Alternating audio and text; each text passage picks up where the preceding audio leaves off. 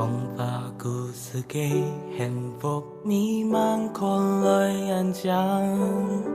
有多少真假，有多少目的，冇人明白。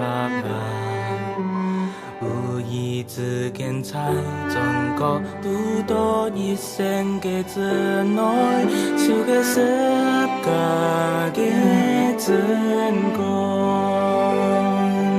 心愛嘅。願望，更愛從心用，心愛嘅保護沿途，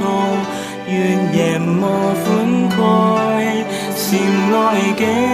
感恩等候，因為愛你，心愛嘅耶穌嘅愛，幸福又平安。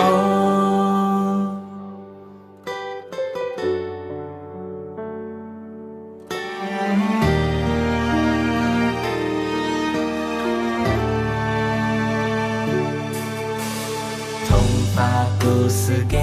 幸福迷茫看來安詳，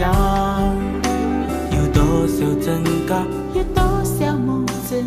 冇人明白。無意之間才總覺得多一生嘅真愛，就係十架嘅真光，心愛嘅。從心用，心愛嘅保護沿途，願眼莫分開，心愛嘅感恩等候，因為愛你，心愛嘅耶穌嘅愛，幸福又平安。